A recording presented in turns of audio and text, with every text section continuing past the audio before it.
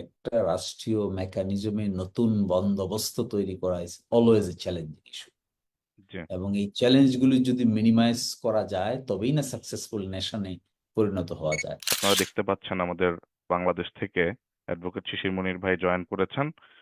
তো আমাদের আজকের যে বিষয় আলোচনার সেটা হচ্ছে বাংলাদেশে গণহত্যা, যেটি জুলাইয়ে হয়ে গেল, জুলাই বিপ্লবের গণহত্যা, এবং এছাড়াও গত 15 বছরের ফ্যাসিস্ট রেজিমের যেসব গণহত্যা সেগুলোর বিচার, এর আইনি বিভিন্ন দিক এবং রাষ্ট্র সংস্কার, সংবিধান এবং এর বিভিন্ন দিক। তো আমি শিশির ভাইকে আম, শুরুতে কিছু প্রারম্ভিকা দেওয়ার জন্য অনুরোধ করছি। তারপরে আমাদের কিছু কোয়েশ্চেন থাকবে, উন্মুক্ত আলোচনা, দর্শকদেরও প্রশ্ন থাকবে।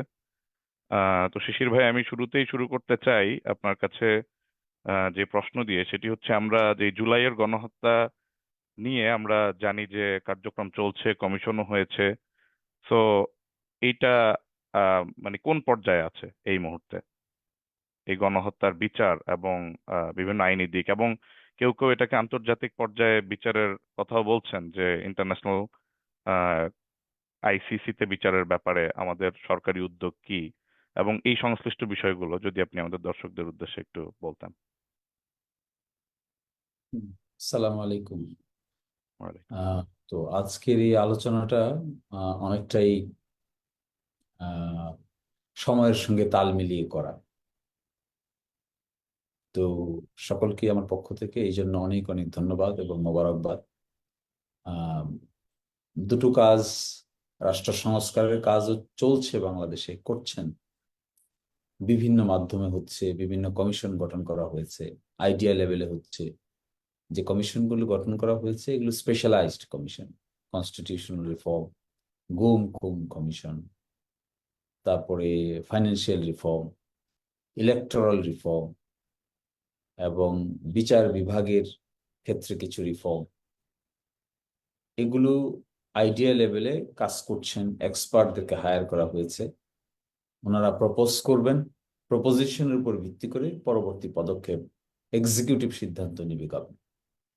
এই এক্সিকিউটিভ সিদ্ধান্ত নেওয়ার ক্ষেত্রে যতটুকু রোডম্যাপ আমি দেখেছি, বোঝার চেষ্টা করেছি, তাতে মনে হচ্ছে এই রেকমেন্ডেশনগুলো আসার পরে পলিটিক্যাল পার্টিস যারা স্টেক হোল্ডার্স আছে, ওই স্টেক হোল্ডারদের সঙ্গে তারা বসে কনসেনসাসে পৌঁছতে চেষ্টা করবেন, যেন রিফর্মগুলো বড় ধরনের ভবিষ্যৎ ফাউন্ডেশন ক্রিয়েট করে, including electoral process, state mechanism, unitary state হবে নাকি প্রভিন্সিয়াল স্টেট হবে, রিপ্রেজেন্টেটিভ ডেমোক্রেসি হবে নাকি ডাইরেক্ট ডেমোক্রেসি হবে, আপার হাউস লোয়ার হাউস থাকবে নাকি আপার হাউস লোয়ার হাউস না থেকে একটা মাত্র পার্লামেন্ট থাকবে, নাকি আমরা যে এখন জুডিশিয়ারি রিফর্মের কথা বলছি, লোয়ার জুডিশিয়ারি কি কমপ্লিটলি সেপারেট হয়ে যাবে, সেপারেট সেক্রেটারিয়েট গঠিত হবে কি হবে না, ব্যাকলগ অফ কেসেস কিভাবে হ্যান্ডেল করা হবে, এই সবগুলো নিয়েই বিভিন্ন পর্যায়ে কথাবার্তা চলছে। রিপোর্ট আসবে, আসার পরে executive government will carry forward the agenda. আরেকটা পার্ট থাকে বিচার। বিচারের কাজটু যতটুকু হয়েছে, কিছু কমপ্লেন হয়েছে, ট্রাইব্যুনাল গঠিত হয়েছে, প্রসিকিউশন টিম গঠিত হয়েছে, ইনভেস্টিগেশন টিম গঠিত হয়েছে। ইনভেস্টিগেশন স্টার্টেড, প্রিলিমিনারি ইনভেস্টিগেশন ইতোমধ্যে ডান হয়েছে, যতটুকু আমার নলেজ আছে তাতে দেখেছি। অনেক ইনভেস্টিগেশন ম্যাটেরিয়াল তারা কালেকশন করেছেন, এভিডেন্সেস কালেকশন করেছেন, অডিও ভিডিও কালেকশন করেছেন, ডকুমেন্ট কালেকশন করেছেন, উইটনেসেস কালেকশন করেছেন। তো এই ইনভেস্টিগেশনটা শেষ হয়ে যাওয়ার পরে ইনভেস্টিগেশন রিপোর্ট তারা দায়ের করবেন প্রসিকিউটরদের কাছে। প্রসিকিউটররা এটিকে ফর্মাল চার্জ হিসেবে দায়ের করবেন ট্রাইব্যুনালের কাছে। ট্রাইব্যুনাল দেন আনুষ্ঠানিক বিচার প্রক্রিয়া শুরু করবে। So far so good. এখনো পর্যন্ত যতটুকু প্রক্রিয়া অবলম্বন হয়েছে বিগত 2-3 মাসে, বলতে হবে দিস ইজ সামহাউ স্যাটিসফ্যাক্টরি লেভেলই অগ্রসর হচ্ছে। কিন্তু এখনো পর্যন্ত কোর্ট যে রুমটা আছে, মূল কোর্ট রুমটা, এটা এখনো প্রিপেয়ার হয় নাই, সংস্কার কাজ চলছে। সাইডে অন্য একটা রুমে কর্মকাণ্ড আপাতত পরিচালনা করছে। ফলে এই কমিশনগুলো আছে আইডিয়া লেভেলে, দে are working, they R sharing, আপনার বিচার নিয়ে কালেক্টিং। একটা প্রশ্ন আসছে যে আইসিটি যে ট্রাইব্যুনালে বিচারটা হচ্ছে, ট্রাইব্যুনালের বিভিন্ন সংশোধনী প্রস্তাবনা বিভিন্ন আন্তর্জাতিক ব্যক্তিত্ব থেকে আসছে, যে এই আইসিটি ট্রাইব্যুনাল নিয়ে তো আগেও প্রশ্ন ছিল। তো সেই ধরনের কোনো সংশোধনী কি হচ্ছে, নাকি এটা যেভাবে ট্রাইব্যুনালটা ছিল, যে আইনগুলো ছিল সাক্ষ্য আইন এবং অন্যান্য বিষয়, ওইগুলো ওইভাবে রেখেই কি এই বিচার কার্য পরিচালিত হবে, নাকি কোনো সংশোধনী হওয়ার ব্যাপারে কথাবার্তা হচ্ছে? আইনটা সংশোধনের ক্ষেত্রে মিনিস্ট্রি অফ ল এর পক্ষ থেকে স্টেক হোল্ডারদের সমন্বয়ে একটা মিটিং ডাকা হয়েছিল। সেই মিটিংয়ে বিভিন্ন জন তাদের অ্যামেন্ডমেন্ট প্রপোজাল প্রেজেন্ট করেছে। গভর্নমেন্ট সেগুলোকে অ্যাকসেপ্ট করেছে, করার পরে একটা ড্রাফট তৈরি করেছে, যেটা নাকি amendment of the ICT act. এই অ্যামেন্ডমেন্টটা এখনো লয়ে পরিণত হয় নাই, বাট এখানে চেষ্টা করা হয়েছে, যতটুকু ড্রাফটটা আমি দেখেছি সেখানে চেষ্টা করা হয়েছে অতীতের কনসার্নগুলোকে অ্যাড্রেস করা। যেমন সেখানে এভিডেন্স অফ রুলস কি হবে, রুলস অফ এভিডেন্সের ক্ষেত্রে সিআরপিসি এভিডেন্স অ্যাক্ট প্রযোজ্য ছিল না, সেটা এখানে অ্যাপ্লিকেবল করতে হবে। ইন্টারন্যাশনাল লয়ারদের অ্যাক্সেস অ্যাপ্লিকেবল করতে হবে। Definition of the crime in compliance with the ICC rules, international criminal court rules, এটার সঙ্গে কমপ্লাই করতে হবে। তারপরে এখানে এভিডেন্স অফ রুলস নেওয়ার ক্ষেত্রে ডকুমেন্টারি এভিডেন্স এবং যেগুলো ওরাল এভিডেন্সেস আছে তার যে বিধি সেটাকে চেঞ্জ করতে হবে। এবং সেই লেভেলে গভর্নমেন্ট ইজ প্রপোজিং, বিচার শুরু হওয়ার আগে we hope the process of amendment will be done. Okay. এবং আন্তর্জাতিক আদালতে নেওয়ার ক্ষেত্রে যে আইসিসি তে বিচারের ক্ষেত্রে একটা দাবি আমরা দেখেছিলাম যে যদি এই বিচারটা, যেহেতু এভিডেন্স গুলো খুব মানে প্রকাশ্য দিবালোকে এভিডেন্স গুলো ছিল, আমরা সোশ্যাল মিডিয়ায় সবাই দেখেছি ভিডিওগুলো এবং বিভিন্ন আলামত, তো সেই ক্ষেত্রে যেহেতু স্ট্রং এভিডেন্স, অনেকেরই পরামর্শ ছিল যে এটা যদি ইন্টারন্যাশনাল ক্রিমিনাল কোর্টে নেওয়া যেত প্রসিডিংসটা, তাহলে অনেক বেশি গ্রহণযোগ্যতা আন্তর্জাতিকভাবে পাওয়া যেত এবং একই সাথে আহ, আহ, মানে আন্তর্জাতিক বিচারকে তো প্রশ্নবিদ্ধ করার সুযোগ নাই। আমরা জানি যে বাংলাদেশে একটা বিচার হইলে পরবর্তীতে আরেকটা সরকার এসে আহ, দেখা যায় নানানভাবে সমালোচনা করার চেষ্টা করে আমাদের লোকাল প্রসিডিংস গুলোকে। তো সেই ক্ষেত্রে আন্তর্জাতিক ভাবে নেওয়ার বা আইসিসি কোর্টে এই বিচার কার্যকে নেওয়ার কোনো পদক্ষেপ কি চলছে কিনা, বা এটা সম্ভাবনা কতটুকু, বা এটা এটা করতে গেলে বাধা কি কি? এই বিষয়টা একটা পলিসি ইস্যু। হুম। এই পলিসিটা এই পলিসিটা গভর্নমেন্টকেই ফর্মুলেট করতে হয়।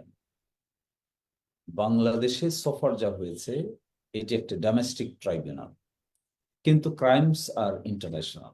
International crimes are being tried in a domestic tribunal. পৃথিবীতে তিনটা মডেল আছে।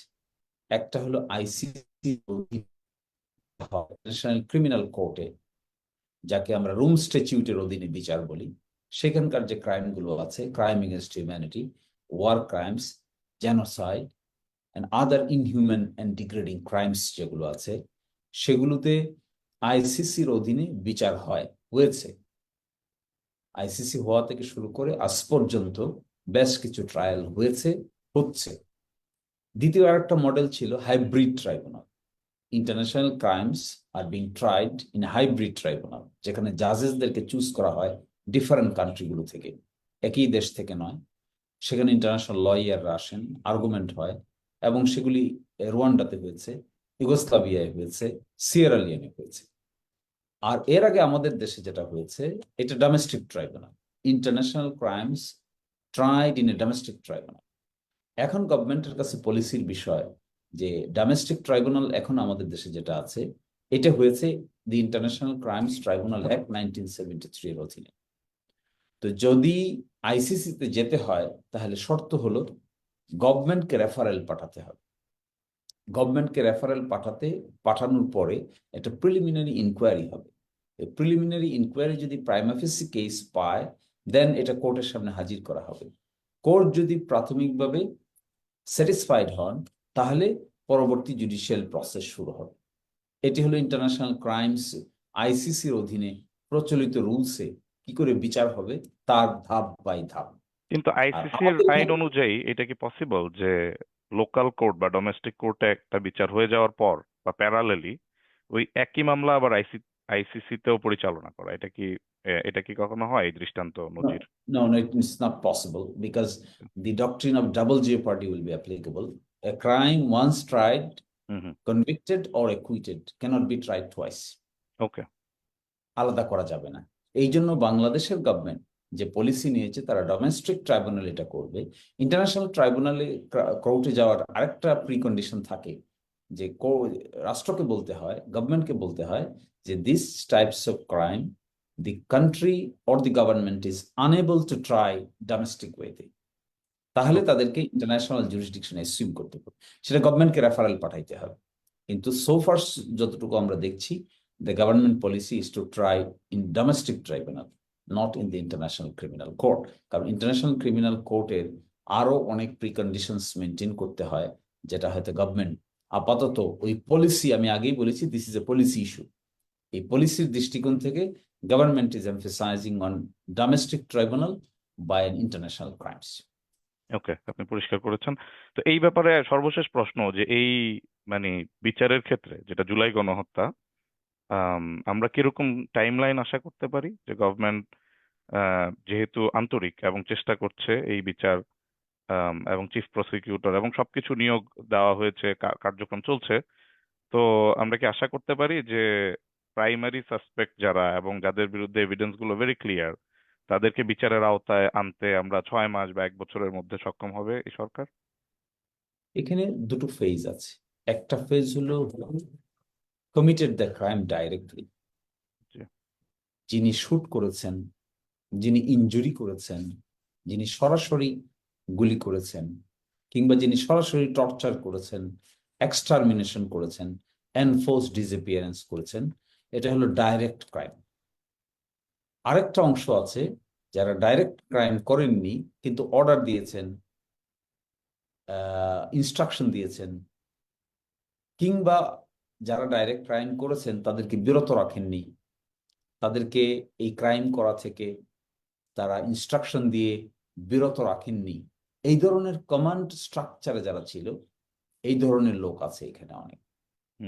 ফর এক্সাম্পল, একজন পুলিশ কনস্টেবল কিংবা একজন পুলিশের sub inspector, he committed crime by setting fire, অথবা যে পয়েন্ট ব্ল্যাঙ্ক ফায়ার করেছে, কিন্তু যিনি তার ঊর্ধ্বতন কর্মকর্তা ছিলেন তিনি তো ফায়ার করেননি, হয়তো তিনি ইনস্ট্রাকশন দিয়েছেন। তারও যিনি ঊর্ধ্বতন কর্মকর্তা ছিলেন তিনিও হয়তো ফায়ার করেননি, কিন্তু তিনি ইনস্ট্রাকশন দিয়েছেন, তার ঊর্ধ্বতন কর্মকর্তা, এই স্ট্রাকচারটাকে আইন বলে command responsibility. Those who were commanders, they were suppose to prevent them, but they fail to prevent them. Shishir ভাই, এই জায়গাতে একটা প্রশ্ন, এই কমান্ড রেসপন্সিবিলিটিটা খুব ইন্টারেস্টিং। তো এইটা যদি এরকম হয় বিষয়টা, যে যিনি কমান্ডিং পজিশনে ছিলেন তিনি যদি এসে বলেন যে কমান্ডটা ছিল হচ্ছে জনতাকে ওই মিছিল থেকে ডিসপার্স করতে হবে, কিন্তু এটার জন্য কিভাবে করবে, তাকে একেবারে যাকে দেখবে তাকেই গুলি করতে হবে, এই ধরনের এভিডেন্স আনাটা কি খুব মানে অনেক সময় ডিফিকাল্ট হয় কিনা? ডিফিকাল্ট। হ্যাঁ, আমরা বিচার করার কথাটা খালি মুখে বলা যত সহজ, এভিডেন্স এডিউস করাটা ততটাই কঠিন। যেমন আমরা বলছি যে গভর্নমেন্ট যেদিন সিদ্ধান্ত নিল শুট টু সাইট, এই শুট টু সাইট যেদিন তারা সিদ্ধান্ত নিল, এই government, this is a policy issue government took, a committee and meeting was held, people participated there, they expressed their opinion and finally decided to do so.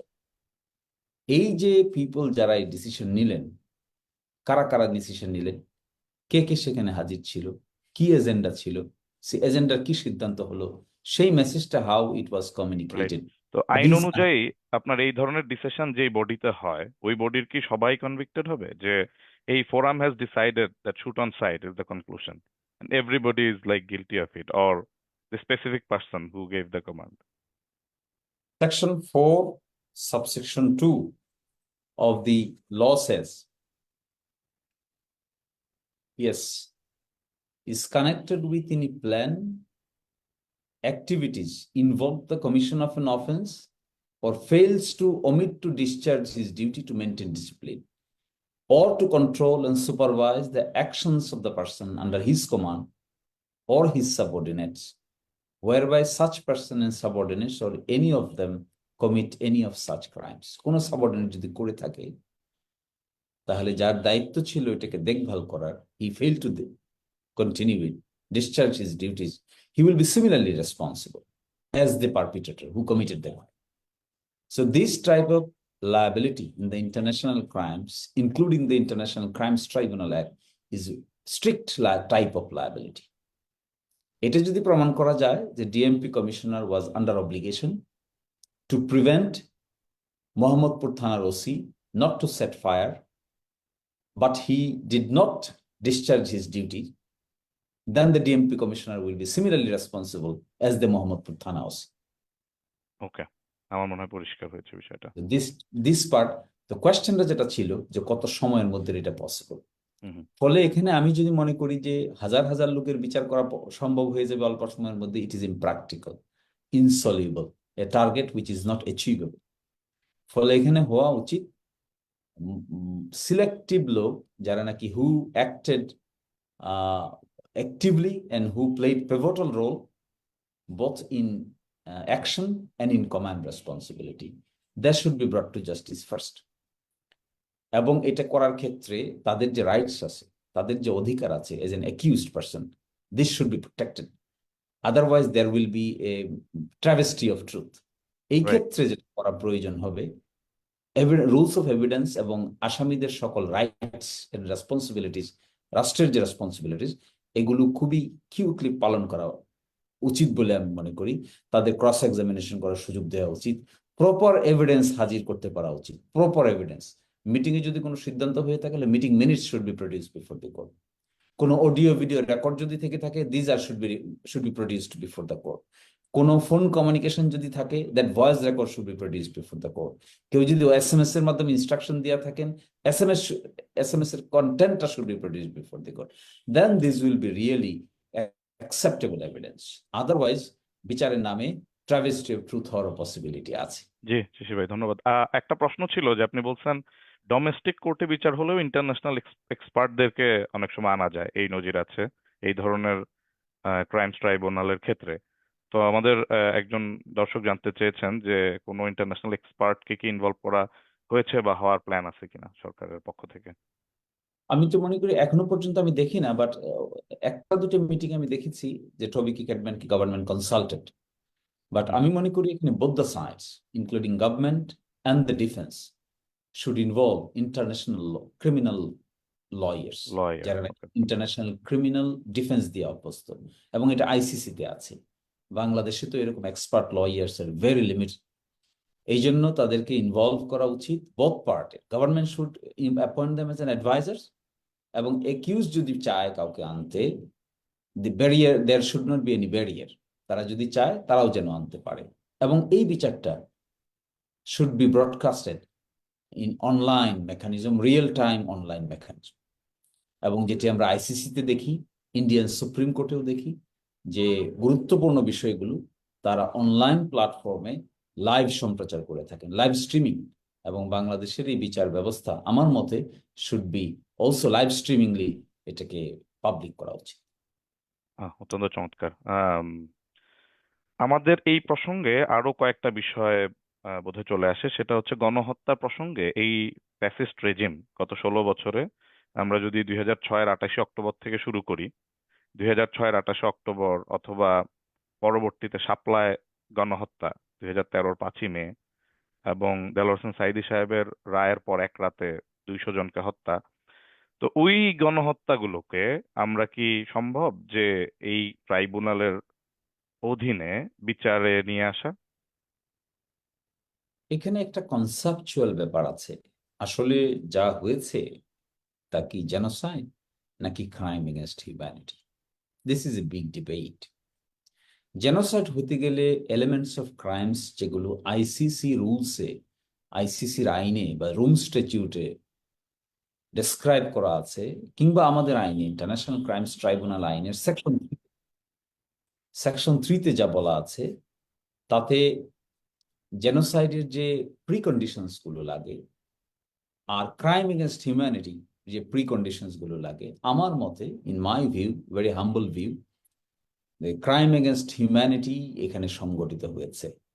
মানবতা বিরোধী অপরাধ as a murder, enforced disappearance and extermination, torture, এই ইস্যুটাই এখানে section 3 subsection 1-এর অধীনে it's a very important part of definition of crime. এখন আমরা কি গণহত্যা বলবো নাকি ক্রাইম এগেনস্ট হিউম্যানিটি বলবো? ইন মাই না ভিউ, শিশির ভাই, কিন্তু ফ্রম মাই মানে আমাদের understanding. ICT international crimes tribunal বাংলাদেশে যেটা প্রতিষ্ঠিত হয়েছে, এটা কি এটা এর আওতাভুক্ত কিনা যে আপনার ক্রাইমস এগেনস্ট হিউম্যানিটি অথবা genocide, either of the two or both?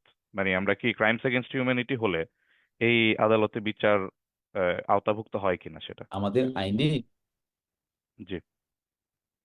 আমাদের আইনের আওতাভুক্ত জেনোসাইডও আমাদের আইনের আওতাভুক্ত, ক্রাইম এগেনস্ট হিউম্যানিটিও আমাদের আইনের আওতাভুক্ত। জি। কিন্তু প্রশ্নটা দাঁড়াচ্ছে যে যা ঘটেছে তাকে আমরা কি হিসেবে আখ্যায়িত করব, প্রসিকিউশন পক্ষ কি হিসেবে আখ্যায়িত করবে? ওকে, ওকে। ইন মাই ভিউ, এখানে প্রসিকিউশন পক্ষ আখ্যায়িত করা উচিত ক্রাইম এগেনস্ট হিউম্যানিটি হিসেবে। হাজার হাজার মানুষকে হত্যা করা হয়েছে in a similar pattern, wide spread, systematic ওয়েতে, পোশাক পরে, গভর্নমেন্টের মানে ট্যাক্স, মানুষের ট্যাক্সের টাকায় যারা পোশাক পরে বেতন পায়, দে ডিড ইট। তারা কোথাও ফায়ার করেছে, কোথাও হেলিকপ্টার ব্যবহার করেছে, কোথাও ট্যাঙ্ক ব্যবহার করতে চেষ্টা করেছে, কোথাও কিছু কিছু জায়গায় ইউনাইটেড নেশনসের ছাপ্পর মারা যে মানে হেলিকপ্টার এবং জি। যে ট্যাঙ্ক, এগুলো তারা ব্যবহার করেছে। তো there is a pattern, there is a pattern. এবং প্যাটার্নটা এমন গুলি ব্যবহার করা হয়েছে, এমন অস্ত্র ব্যবহার করা হয়েছে, এবং পোশাক পরিহিত অবস্থায় ব্যবহার করা হয়েছে, বিশেষ ধরনের পোশাক বিভিন্ন বাহিনী করেছে। এই জন্য এটাকে একটা প্যাটার্নে ফেলা যায়। This type of pattern in widespread and systematic pattern. এই ওয়াইড স্প্রেড সিস্টেমেটিক প্যাটার্ন যখন থাকে in a murder case, in an অ্যাবডাকশনে, এনফোর্স ডিসঅ্যাপিয়ারেন্সে, যেমন এনফোর্স ডিসঅ্যাপিয়ারেন্স 2013 সাল থেকে 2012 সালে শুরু হয়েছে প্রথম, চৌধুরী আলমকে দিয়ে। সেই থেকে শুরু করে 2024 সাল পর্যন্ত হয়েছে ইন এ সিস্টেমেটিক প্যাটার্ন। কাদেরকে নেওয়া হয়েছে, কোন সময়টাতে নেওয়া হয়েছে, কোন পলিটিক্যাল পার্টিকে টার্গেট করা হয়েছে, কোন বয়সের মানুষকে টার্গেট করা হয়েছে, কোন ধরনের অ্যাক্টিভ লিডারদেরকে টার্গেট করা হয়েছে, এটা একটা প্যাটার্ন বিল্ড আপ করা যায়। এই প্যাটার্নটা যেখানে থাকে, ওয়াইড স্প্রেড সিস্টেমেটিক হয়, মার্ডার হয়, টর্চার হয়, এনফোর্স ডিসঅ্যাপিয়ারেন্স হয়, অ্যাবডাকশন হয়, এটাকে বলা হয় crime against humanity committed against the civilian population. So that type of crime against humanity, in my view, was committed in Bangladesh in a systematic and widespread way. Hmm. That's why crime against হিউম্যানিটির বিচারটা, এবং শাপলা চত্বর নিয়ে অভিযোগ এসেছে, আমি দেখেছি, complain জমা পড়েছে। আর তার মানে সাইদি এই সাহেবের আইসিটিতেই। জি, জি, বলেন। সাইদি সাইদি সাহেব। সাহেবের হুম। ওই ঘটনা নিয়ে সুনির্দিষ্টভাবে কোনো কমপ্লেইন এখনো জমা পড়েনি। But so far so I know, মানে কিছু ভিকটিম আছেন যারা নাকি অর্গানাইজ হচ্ছেন এই ধরনের কমপ্লেইন করার জন্য। আপনি যে সিস্টেমেটিক প্যাটার্ন বললেন যে আইন শৃঙ্খলা বাহিনীর দ্বারা হয়েছে, সেটা তো মানে সরকারে আসার পরে, কিন্তু আমরা 2006-এর 28 অক্টোবর, তখন তো এই সরকার ছিল না, কিন্তু তাদের অ্যাক্টিভিস্টরা মানে লাশের উপর নাচার ভিডিও আছে। তো সেই ক্ষেত্রে এইটার ভিডিওটা কি ওই সিস্টেমেটিক প্যাটার্নে পড়ে, নাকি crimes against humanity committed by the political activist, এবং সেটাও এই আদালতে আসার সম্ভাবনা আছে কিনা? ওই আইসি। পার্টটুকু ডিফিকাল্ট হবে, ওই পার্টটুকু ডিফিকাল্ট হবে। That was the event happen only on one day. এবং যেটা নাকি মানে যেটা যার উপর ভিত্তি করে দুটো কেসও হয়েছিল পল্টন থানায়। এই জি। কেসগুলো এখন স্টে করা আছে। এই পক্ষ ওই পক্ষকে করেছিল, ওই পক্ষ এই পক্ষকে করেছিল। দুটো মামলায় স্টে করা আছে আর কি। তো ওইটা নর্মাল মার্ডার কেস হিসেবেই রেজিস্টার্ড হয়েছিল তখন। ওকে। এবং তার মানে যেহেতু এগুলো কোর্টে স্টে করা আছে, perhaps that part would be difficult to come within the purview of the international ICT. Crime tribunal act. Okay. তো আমার মনে হয় এই বিষয়টা ক্লিয়ার, বিচারের ব্যাপারটা, গণহত্যা এবং সিস্টেমেটিক যে এনফোর্স ডিসঅ্যাপিয়ারেন্স এবং অন্যান্য ক্রাইমস এগেনস্ট হিউম্যানিটির কথা আপনি বললেন। আমরা রাষ্ট্র সংস্কার প্রসঙ্গে চলে যাই একটু। রাষ্ট্র সংস্কার নিয়ে অনেক কথা হচ্ছে। আমরা রাষ্ট্রপতির অপসারণ ইস্যুটা নিয়ে আপনার প্রথমে বলতে চাই। গত কয়েকদিন থেকে অনেক বেশি শোনা যাচ্ছে যে রাষ্ট্রপতি যিনি পদে আছেন তিনি তো আগের রেজিমের দ্বারা ইলেক্টেড এবং অবৈধভাবে মানে ক্ষমতা দখলকারী সরকারের রাষ্ট্রপতি।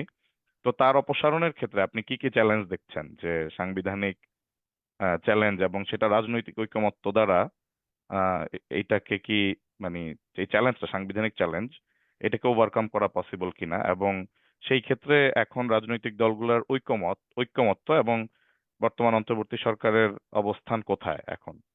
মানে আমরা কি রাষ্ট্রপতি রাষ্ট্রপতির অপসারণ দিয়েই তো হয়তো শুরু হবে যে সাংবিধানিক সংস্কার। তারা যেটা বলছেন যে রাষ্ট্রপতি যদি না থাকেন সাংবিধানিক শূন্যতা হবে, যেটা প্রধান দল বিএনপির পক্ষ থেকে আসছে।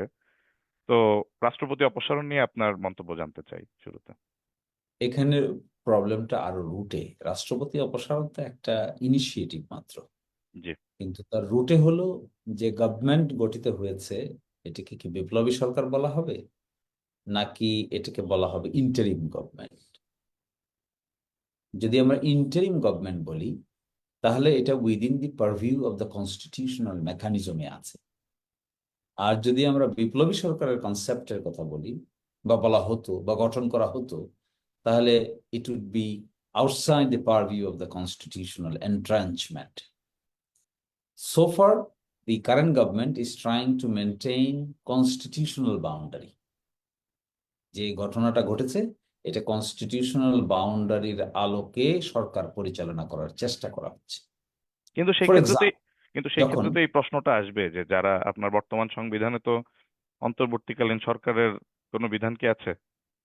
হ্যাঁ এই জন্যই বলছি, যখন এই প্রশ্ন দাঁড়ালো, আপনারা দেখবেন যেদিন এই সরকারের শপথ হয়, শপথটা হওয়ার কথা ছিল যখন, তার চাইতে আর একটু বেশি সময় অপেক্ষা করতে হয়েছে।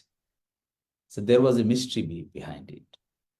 যখন সুপ্রিম কোর্টের কাছে, দেন সুপ্রিম কোর্টের কাছে প্রেসিডেন্ট সাহেব একটি রেফারেন্স পাঠালেন, পাঠিয়ে বললেন the prime minister left the country and she resigned. এই ক্ষেত্রে ইন্টারিম গভর্নমেন্ট গঠন করার ক্ষেত্রে কনস্টিটিউশনাল বর্তমান মেকানিজম সাপোর্ট করে কিনা, অথরাইজ করে কিনা। সুপ্রিম কোর্ট এটা শুনে উত্তর দিল হ্যাঁ, যেহেতু prime minister left the country and একটা শূন্যতা তৈরি হয়েছে, সেই জন্য উত্তর দিয়ে ওনারা বললেন যে এই ক্ষেত্রে ইন্টারিম গভর্নমেন্ট গঠন করতে কোনো বাধা নেই।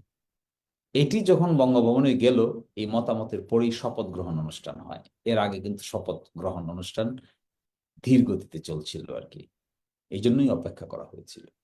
ফলে এখানে এখন যদি রাষ্ট্রপতিকে সরাতে হয় তাহলে কি দাঁড়াবে? কনস্টিটিউশনাল মেকানিজমের মধ্যে পার্লামেন্ট ডিজলভ হয়ে গেছে, স্পিকার রিজাইন করে গেছে, ডেপুটি স্পিকার রিজাইন করে গেছেন, আনএবল টু এক্সারসাইজ পাওয়ার।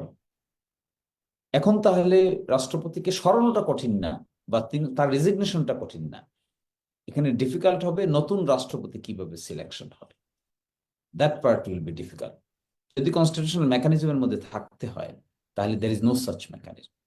আর যদি কনস্টিটিউশনাল মেকানিজমের বাইরে চলে যেতে হয় তাহলে এই কনস্টিটিউশনটাকে সাসপেন্ড করে দিতে হবে, দিয়ে একটি প্রভিশনাল রাষ্ট্র ব্যবস্থা পরিচালনার জন্য একটি অন্তর্বর্তীকালীন প্রত্যাদেশ জারি করতে হবে।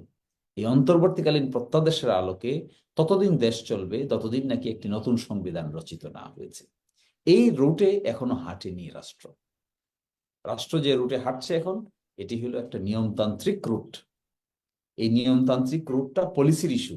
যদি বাংলাদেশের বিপ্লবী লোকেরা, গণ অভ্যুত্থানের লোকেরা, লিডার্সরা সকলে মিলে ইউনাইটেড ওয়েতে মনে করে যে this constitution should be suspended, new constitution will be formulated, in between যে ইন্টারিম পিরিয়ড থাকবে, ইন্টারিম পিরিয়ডে country will be govern in compliance with a particular proclamation, তাহলে এরকম একটা প্রক্লেমেশন দিতে হবে।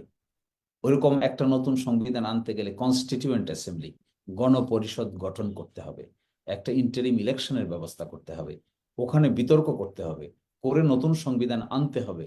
আনার আগ পর্যন্ত একটা ইন্টারিম ম্যানেজমেন্ট লাগবে। তখন কনস্টিটিউশনাল বর্তমান মেকানিজম আর মানার প্রয়োজন নাই। কিন্তু এই রুটে না হয়ে এখন যে রুটে যাওয়া হচ্ছে, এটি কনস্টিটিউশনাল মেকানিজমটাকে অ্যাপ্রুভ করে করে করে করে আগাচ্ছে। ফলে এখানে কিন্তু একটা আমরা যেটা গবেষণা শুনতে আছে। পাচ্ছি যে পলিটিক্যাল কনসেনসাস বা পলিটিক্যাল পার্টিস গুলোর কনসেনসাসের মাধ্যমে একটা নেগোসিয়েশনের কথা বা একটা প্রচেষ্টা চলছে বলে আমরা সংবাদ মাধ্যমে দেখি আর কি। তো হ্যাঁ, এখানে ইম্পর্টেন্ট হলো যে এখন যদি এই এই কাজটা করতে হয় তাহলে বর্তমান যে গভর্নমেন্ট আছে তার স্টেক হোল্ডার্সকে অনবোর্ডে নিতে হবে। এই অনবোর্ডে নেওয়ার প্রক্রিয়ার মধ্যে পলিটিক্যাল পার্টিজ আর the most important stakeholders. Political party তো কনসেনসাসে পৌঁছতে না পারলে এত বড় উদ্যোগ নেওয়াটা তো সঠিক হবে না। এটা immediate after 5th August was easy, কিন্তু day by day it becomes complex. Political party সবাই তার নিজেদের মতো কাজ করছে, তার নিজের এজেন্ডা নিয়ে মানুষের কাছে চলে গেছে। ইলেকশন পারপাসে they are trying to motivate people এবং অর্গানাইজ পিপল, এবং তাদের মূল কনসেন্ট্রেশন চলে যাচ্ছে ইলেকশন কেন্দ্রিক, যেটা ইমিডিয়েট আফটার 5th অগাস্ট ভিন্ন রকম সিনারিও ছিল, ভিন্ন রকম সিচুয়েশন ছিল। না, কিন্তু এই ওই ক্ষেত্রে সময় আমরা যে ছাত্র জনতার নেতৃত্বে, স্পেশালি বৈষম্য বিরোধী যে ছাত্রদের যে প্ল্যাটফর্ম, সেখান থেকে বারবার শুনতে পাচ্ছি যে মানে এত বিপুল সংখ্যক ছাত্র এবং জনতা, তারা তো রক্ত দিয়েছে শুধুমাত্র এই জন্য না যে একটা মানে পরিবর্তন হবে, তারা চেয়েছে একটা সিস্টেমেটিক চেঞ্জ। যে কারণ আমরা তো এই রাষ্ট্রের 53 বছর বয়স, এবং এক এক দলের বদলে আরেক দলের ক্ষমতা আমরা দেখেছি, কিন্তু qualitative change is what they wanted, and that's why so many people I mean died or martyred. So এখন প্রশ্ন হচ্ছে, তারা যেটা বলছেন যে এই সিস্টেমেটিক চেঞ্জটা করতে আমাদের বাধাটা কোথায়? অথবা আরেকটা প্রশ্ন হচ্ছে যে হ্যাঁ, নির্বাচনের পর নির্বাচিত সরকারই সিস্টেমেটিক চেঞ্জগুলো করবে, সেই ক্ষেত্রে আসলে মানে বৈষম্য বিরোধী ছাত্ররা বলছেন যে আসলে কতটুকু ট্রাস্ট করা যায় আমাদের অতীত ইতিহাস থেকে, যে আমরা অনেক প্রতিশ্রুতি অনেক সময় শুনেছি যে এই পরিবর্তন হবে, কিন্তু নির্বাচিত সরকার এসে দেখা যায় তার রুটিন ওয়ার্কে ব্যস্ত হয়ে পড়ে। তো সেই ক্ষেত্রে এই যে বৈষম্য বিরোধী ছাত্রদের সাথে রাজনৈতিক দলগুলোর, বা বিশেষ করে প্রধান রাজনৈতিক দল এই মুহূর্তে দেশে, তাদের একটা গ্যাপ দেখা যাচ্ছে। তো এই গ্যাপটা আসলে কি মানে ফিল আপ হচ্ছে কিনা? এটা কোয়াইট নর্মাল, কারণ যখন এই মুভমেন্ট হয়, ছাত্ররা এই মুভমেন্টের লিডারশিপ দিয়েছে, কিন্তু হুম। সকল পলিটিক্যাল পার্টি, আপামর জনতা, বিভিন্ন শ্রেণী পেশার মানুষ পার্টিসিপেট করেছে। এরপরে গভর্নমেন্ট গঠিত হয়েছে, পলিটিক্যাল পার্টিগুলোর সামনে কমিটমেন্ট দেওয়া হয়েছে যে সংস্কার হবে, সংস্কার করে ইলেকশন হবে। দেন পলিটিক্যাল পার্টিতে হাজার হাজার লোক আছে, বিভিন্ন ক্রাইটেরিয়ার মানুষ আছে, কম্পিটিশন আছে ইন্টারনাল এক্সটার্নাল। তারা এখন জনগণের মন জয় করার জন্য বিভিন্ন জন বিভিন্ন এজেন্ডা নিয়ে মানুষের কাছে যাচ্ছে। এটাই পলিটিক্যাল পার্টির দৃষ্টিকোণ থেকে এটাই কোয়াইট নর্মাল। কিন্তু রাষ্ট্র সংস্কারের প্রক্রিয়াটা, এই প্রক্রিয়াটা কমিশনের মাধ্যমে এখন বিভিন্ন উদ্যোগ নেওয়া হচ্ছে। যদি পলিটিক্যাল পার্টিগুলোর সঙ্গে এই কনসেনসাসটুকু না থাকে, শেষ পর্যন্ত যদি এই পলিটিক্যাল পার্টিগুলোর কনসেনসাসের ভিত্তিতে বড় ধরনের উদ্যোগগুলোকে রিয়েলিটিতে আনা না যায়, তাহলে তো সংস্কার প্রক্রিয়া উইল বি রিয়েলি ডিফিকাল্ট। এবং এই ক্ষেত্রে যে মত পার্থক্যগুলো তৈরি হয় বা হচ্ছে, এই মত পার্থক্যগুলো তৈরি না করে যতটুকু মিনাস করে চলা যায়, সেটাই হবে সকলের জন্য অধিকতর কল্যাণকর। কিন্তু I believe practically it will be difficult, কারণ সব পলিটিক্যাল পার্টিরই নিজস্বতা থাকে, আছে, এবং সকলেরই একটা ক্যালকুলেশন থাকে নেক্সট ইলেকশনে কে কি করবে, কে কি করবে না। এটাই পলিটিক্যাল পার্টির নেচার। জি। কিন্তু আহ, স্টুডেন্টদের পক্ষ থেকে প্রেসার গ্রুপ হিসেবে কাজ করার চেষ্টা হচ্ছে বলে আমি দেখছি। শিশির ভাই, একটা প্রশ্ন হচ্ছে যে আপনি যেটা বলছেন যে যত দিন যাচ্ছে আমরা বিপ্লবী রুটে হাঁটাটা কঠিন হয়ে যাচ্ছে, নিয়মতান্ত্রিক রুটে তারা হাঁটার সিদ্ধান্ত নিয়েছে। তো সেই ক্ষেত্রে আমার প্রশ্ন হচ্ছে যে যদি বর্তমানে স্টেক হোল্ডার্স যারা এবং ছাত্ররা, তারা যদি ঐকমত্যে পৌঁছায়, একটা কনসেনসাস হয়, সেই ক্ষেত্রে রাষ্ট্রপতির অপসারণ হলে সেখানেও তো একটা শূন্যতা হয় সাংবিধানিকভাবে। কিন্তু সেইখানে যদি কনসেনসাস অনুযায়ী আরেকজনকে রিপ্লেস করা হয়, সেটা কি নিয়মতান্ত্রিকভাবে সম্ভব আসলে? যে পলিটিক্যাল কনসেনসাস হয়েছে এখন, ওই তার মানে কি সেই ক্ষেত্রে নিয়মতান্ত্রিকতার রুট থেকে আমাদেরকে বের হতেই হবে আসলে? বিষয়টা কি এরকম কিনা? হ্যাঁ, political consensus is a reason to deviate from traditional rules. Political কনসেনসাসে আমাদের দেশে আগেও কনস্টিটিউশনাল মেকানিজমকে আমরা বাইপাস করেছি। এটা 1991 সালে হয়েছিল, হুম, হুম। যখন বিচারপতি শাহাবুদ্দিন সাহেবকে চিফ জাস্টিস থেকে নিয়ে একটি ইন্টারিম গভর্নমেন্টের প্রধান বানিয়ে ওই সময় পার হয়ে যাওয়ার পরে আবার চিফ জাস্টিস বানানো হয়েছিল। That was totally an unconstitutional process. বা সাবসিকুয়েন্টলি এটা হয়েছিল কেন? 3 জোটের রূপরেখার মাধ্যমে একটা কনসেনসাসের ভিত্তিতে। কিন্তু পরবর্তীতে আবার আবার আমরা ওখানে ফিরে গেছি। তো পলিটিক্যাল কনসেনসাসটা এই জন্য নেসেসারি, কারণ রাষ্ট্রীয় মেকানিজমে, ডেমোক্রেটিক প্রসেসে শেষ পর্যন্ত পলিটিক্যাল পার্টিজের অ্যাক্টিভিটি সাস্টেইনেবল হয়, রাইটলিও হয়, রংলিও হয়। যদি পলিটিক্যাল পার্টিজের অ্যাক্টিভিটি ভালো হয়, মেজরিটি গভর্নমেন্ট ফর্ম করে, দেন এটা সাস্টেইনেবল হয়। আর যদি পলিটিক্যাল পার্টিসগুলো একই স্ট্যান্ডার্ড মেনটেন করে চলে, তাহলে জনগণের দুর্ভাগ্য হয়। এবং সেটাই আমরা দেখেছি বারবার হয়েছে এই দেশে। এই জন্য যে প্রক্রিয়া আমরা করি না কেন, পলিটিক্যাল পার্টিগুলোর মধ্যে কনসেনসাসের ভিত্তিতে যদি হয়, তাহলে এইটার ব্যাকগ্রাউন্ডটা স্ট্রং হয়। তারপরেও কনস্টিটিউশনাল মেকানিজমের বাইরে আসতে হবে, কিন্তু সেই ক্ষেত্রে ভিতরে আপনি থেকে। যেটা বলছেন যে আমাদের যে সংবিধান সংস্কার কমিশন হয়েছে, তো এই কমিশন যেই মানে প্রপোজাল গুলা তারা আনবে, এবং সেক্ষেত্রে কি ওই প্রপোজাল গুলো এই ইন্টারিম গভর্নমেন্টই অধ্যাদেশ জারি করে বাস্তবায়ন করা হবে? এবং যদি তাই করতে হয় তাহলে তো বর্তমান কনস্টিটিউশনকে সাসপেন্ড করেই করতে হবে, নাহলে তো বর্তমান সংবিধানের অধীনে এই ইন্টারিম গভর্নমেন্টের তো সংবিধান সংশোধনের মতো কোনো অথরিটি নেই। আর যদি বিষয়টা এরকম হয় যে তারা একটা ড্রাফট প্রস্তাবনা দিলেন এবং সেটা পরবর্তীতে নির্বাচিত যে সরকার আসবে তারা পার্লামেন্টে সেটাকে অ্যাপ্রুভ করাবে, তো আমরা আসলে কোন দিকে হাঁটছি? যে আমরা কি এই সরকারি বাস্তবায়নের উদ্যোগ নিবে, নাকি তারা জাস্ট প্রস্তাবটা ছেড়ে দিবে পরবর্তী নির্বাচিত সরকারের হাতে?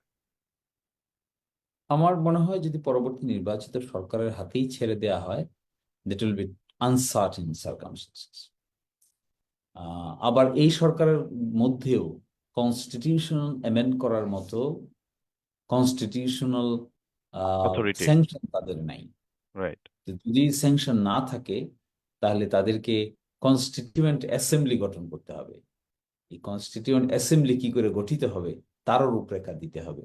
কিন্তু তারা বলছেন যে এগুলো তারা করবেন রিপোর্ট আসার পরে কনসেনসাসের ভিত্তিতে। তো রিপোর্ট আসলে এখানে হবে না, প্রসেসটা নিয়েও কনসেনসাস হওয়ার বিষয় আছে। আর যদি নেক্সট পলিটিক্যাল পার্টির উপর ছেড়ে দেওয়া হয় যিনি গভর্নমেন্ট গঠন করবেন, মেজরিটি পলিটিক্যাল পার্টিকে, that will be an uncertain situation. কিন্তু আপনি যে কনস্টিটিউয়েন্ট অ্যাসেম্বলির কথা বললেন, তো সেটাও তো একটা নির্বাচনী প্রক্রিয়ার মধ্য দিয়েই। তো সেক্ষেত্রে মানে এটা চ্যালেঞ্জ আপনি কিরকম দেখেন যে দেশব্যাপী এখন তো নির্বাচন সংস্কারের কথা হচ্ছে, যে electoral process, electoral bodies, the system itself has to be changed, a lot of those things. তো এখন এই কারেন্ট ইলেকটোরাল যেই সিস্টেম বা মেকানিজম আছে এর মধ্যে কনস্টিটিউয়েন্ট অ্যাসেম্বলি বানানো বা ওই ইলেকটোরাল প্রসেসে যাওয়া, আহ, মানে চ্যালেঞ্জটা কতটুকু আসলে? চ্যালেঞ্জ তো আছেই। একটা রাষ্ট্রীয় মেকানিজমে নতুন বন্দোবস্ত তৈরি করা is always a challenging issue. জি। এবং এই চ্যালেঞ্জগুলি যদি মিনিমাইজ করা যায়, তবেই না সাকসেসফুল নেশনে পরিণত হওয়া যায়। আমেরিকানরা 50 স্টেটসকে একসাথে ধরে রাখে নাই, এটা কি কম চ্যালেঞ্জিং? Huge challenging. এবং তাদের এই পক্ষে বিপক্ষে সবগুলোকে নিয়ে এখনো পর্যন্ত অ্যাটাচড আছে। তো এই ধরনের পলিটিক্যাল রিফর্ম আমাদের দেশে যা ইনিশিয়েট করা হচ্ছে, এটাকে to make it happen is always a very difficult route. কিন্তু এই ডিফিকাল্ট রুটটা যদি অ্যাচিভ করা যায়, there will be a permanent solution. That is what is the argument. তো এই কনস্টিটিউশন অ্যাসেম্বলি কি করে গঠিত হবে? এই কনস্টিটিউশন অ্যাসেম্বলি সবে যে ডাইরেক্ট ইলেকশন প্রক্রিয়া গঠিত হবে তা নয়। Constitution assembly member can be selected also, some of them. যেমন যারা জ্ঞানী গুণী লোক, উম, যারা এই ব্যাপারে এক্সপার্টিজ রাখেন, তাদেরকে কনস্টিটিউশন অ্যাসেম্বলিতে সিলেক্ট করে নেওয়া যাবে। আবার এট দ্য সেম টাইম অন্য যাদেরকে ডাইরেক্ট ইলেকশনের মাধ্যমে নিতে হবে, সেটাও পসিবল। কিন্তু সিদ্ধান্ত নিতে হবে কনস্টিটিউয়েন্ট অ্যাসেম্বলির থ্রুতে রিফর্ম হবে, নাকি next government will decide reformation agenda কোনটা অ্যাকসেপ্টেড হবে, কোনটা অ্যাকসেপ্টেড হবে না। That would be the policy making decision. Okay. Um, এই ক্ষেত্রে আমরা নির্বাচন সংস্কার নিয়ে অলরেডি আমাদের মেজর স্টেক হোল্ডারদের থেকে কয়েকটা বিষয় খুব আসছে বারবার হাইলাইটেড। এর মধ্যে একটা হচ্ছে বাই ক্যামেরাল হাউস, যেটা বিএনপির ভারপ্রাপ্ত চেয়ারপারসন তারেক জিয়া উনি শুধুমাত্র বলেছেন দ্বিকক্ষ বিশিষ্ট সংসদ হবে, কিন্তু রূপরেখা দেন নাই। তো বাংলাদেশের মতো দেশ যেখানে প্রাদেশিক সরকার বা স্টেট গভর্নমেন্ট বলতে কিছু নাই, স্থানীয় সরকার নির্বাচন হয় সেটা মানে বর্তমান যে এক্সিকিউটিভ ব্রাঞ্চ আছে তার অধীনেই থাকে, মন্ত্রণালয়ের অধীনে। তো সেই ক্ষেত্রে দ্বিকক্ষ বিশিষ্ট সংসদটা আসলে কেমন হতে পারে? আমি এই প্রশ্নটা এই জন্য করছি যে আমরা যখন আনুপাতিক প্রতিনিধিত্বের নির্বাচনের কথা আসছে, তো কারো কারো প্রস্তাবনা এটাও ছিল যে যদি দ্বিকক্ষ বিশিষ্ট সংসদই হয়, এবং সেই ক্ষেত্রে যেহেতু BNP is not yet aligned with that proposal, can it happen like this যে দুই কক্ষের যে হাউস থাকবে মানে সংসদ, তার একটা কক্ষ হচ্ছে এলাকা ভিত্তিক আপনার রিপ্রেজেন্টেটিভ ইলেক্টেড হবে, যেটা কারেন্টলি হচ্ছে, আরেকটা কক্ষ হচ্ছে যে পপুলার রিপ্রেজেন্টেটিভ বা পিআর সিস্টেমের প্রতিনিধিরা থাকবে। এবং এতে করে যদি একটা হাউসে আপনার এক্সিকিউটিভ পাওয়ারটা থাকে এবং আরেকটা হাউসে যদি সংবিধান সংশোধন বা সাংবিধানিক পদের নিয়োগদানের ক্ষমতা থাকে, সেই ক্ষেত্রে অলওয়েজ ইউ ক্যান মানে not one party can be স্বৈরাচার, like what we have seen in Bangladesh. তো সেক্ষেত্রে এক্সিকিউটিভ পাওয়ারটা যেই পার্টির হাতে থাকবে, তাকেও দেখা যাবে মানে অবিসংবাদিত ভাবেই, মানে পিআর হাউস যেটা থাকবে বা দ্বিকক্ষ যদি সেটা হয়, সেক্ষেত্রে সেখানে দেখা যাবে তার ব্রুট মেজরিটি হয়তো নাই এবং তাকে নেগোশিয়েট করতে হবে সংবিধান সংশোধনের জন্য উইথ অল পার্টি। তো এই এই দুইটা বিষয় নিয়ে আপনি একযোগে কমেন্ট আমরা চাচ্ছি আপনার কাছে, যে বাইক্যামেরাল হাউস এবং আনুপাতিক প্রতিনিধিত্বের নির্বাচন কতটুকু অ্যালাইন্ড রাজনৈতিক দলগুলা, কি হতে পারে এবং আপনার অভিমত। এই এই বিষয়টা, এত বড় এজেন্ডাটা আমাদের দেশের রাজনৈতিক স্টেক হোল্ডারদের মধ্যে সিরিয়াস ডিবেট, সিরিয়াস ডিসকাশনের প্রয়োজন। কারণ দিস আইডিয়া স্টিল মানে in the womb of the mother আর কি। যারা আর্গুমেন্ট করছেন পক্ষে, যারা বিপক্ষে আর্গুমেন্ট করছেন, এই ধরনের সিরিয়াস ডিবেট কিন্তু বাংলাদেশে হয়নি। যে জি। আমরা কি বাই ক্যামেরাল সিস্টেমে যাব, নাকি এখন ইউনি ক্যামেরাল সিস্টেমে যেখানে আছি এখানেই থেকে যাব, নাকি আমরা প্রভিন্সিয়াল সিস্টেমে যাব, নাকি আমরা প্রপোর্শনের যে ডেমোক্রেটিক প্রসেস আছে পৃথিবীর বিভিন্ন দেশে আমরা এই দিকে যাব।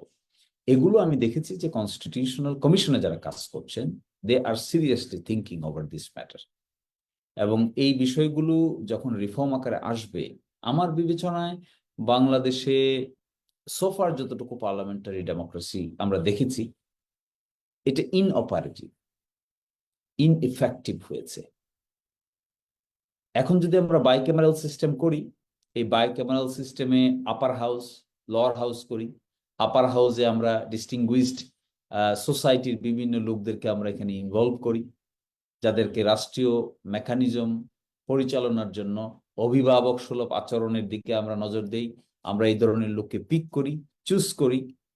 তাহলে একটা আপার হাউস গঠিত হতে পারে যারা অনেকটা গার্জেনশিপের ভূমিকা পালন করবে, এই ধরনের আলোচনা আছে। আর ডাইরেক্ট ইলেকশনের মাধ্যমে যারা ইলেক্টেড হবে, তাদেরকে নিয়ে এসে আমরা লোয়ার হাউস তৈরি করলাম, ল ফর্মুলেট করলাম, অ্যাডমিনিস্ট্রেটিভ প্রসেস চালু করলাম। আর উপরে যেটা করলাম সেটা অনেকটা গার্জেনশিপের ভূমিকায় পালন করবে। কনস্টিটিউশনাল মেকানিজমের ক্ষেত্রে, কনস্টিটিউশনাল অ্যামেন্ডমেন্টের ক্ষেত্রে, কনস্টিটিউশন অ্যাবলিশ করার ক্ষেত্রে, রিপিল করার ক্ষেত্রে তাদের ভূমিকা আমরা প্রিজার্ভ করে দিলাম। এর বাইরে আবার লোকাল গভর্নমেন্ট ফিট করলাম, যেটা সিটি কর্পোরেশন আছে, যেটা ইউনিয়ন লেভেলে আছে, যেটা নাকি আহ, পৌরসভা লেভেলে আছে, এটা একটা লোকাল গভর্নমেন্ট মেকানিজম আছে। এইটাই আমার ধারণা। এই বিতর্কটা শক্তিশালীভাবে আমাদের দেশে হয় না, হচ্ছে না, কেউ এভাবে করছে না, এরকম এক্সপার্টিজও আমাদের দেশে নাই। কিন্তু একটা আলোচনা হচ্ছে কমিশনের মধ্যে, কনস্টিটিউশনাল রিফর্ম কমিশনের মধ্যে। এই আলোচনাটা খুব সিরিয়াসলি হচ্ছে যে কোন ধরনের পার্লামেন্টারিয়ান সিস্টেমে আমরা যাব, ইউনিক্যামেরাল অর বাই ক্যামেরাল, আমরা কোনটা যাব। প্রপোর্শনাল ডেমোক্রেসি কি আমাদের এখানে কাজে দিবে নাকি কাজে দিবে না? আমরা কি প্রভিন্সগুলো আলাদা করার কথা যে বলছে, এটা বললে পরে আমাদের পাশে যে দেশগুলো আছে এই প্রভিন্সগুলো কেন্দ্রিক আবার ভিন্ন ধরনের independence, sense of independence build up হবে কিনা? এই সেন্স অফ ইন্ডিপেন্ডেন্সটা আবার দীর্ঘমেয়াদী বাংলাদেশ নামক রাষ্ট্রের ইউনিফিকেশনের ক্ষেত্রে কোনো ক্ষতির কারণ হবে কিনা? ইউনিটারি ইউনিটারি স্টেট, বাংলাদেশের যে ইউনিটারি স্টেট, এইটাকে ক্ষতিগ্রস্ত করবে কিনা যদি প্রভিন্সিয়াল মেকানিজমে যাওয়া হয়? এগুলো অনেকটাই আসলে অ্যাসেস করার বিষয়, হুম। পৃথিবীর বিভিন্ন জায়গা থেকে এক্সাম্পল নিয়ে অ্যাসেস করার বিষয়।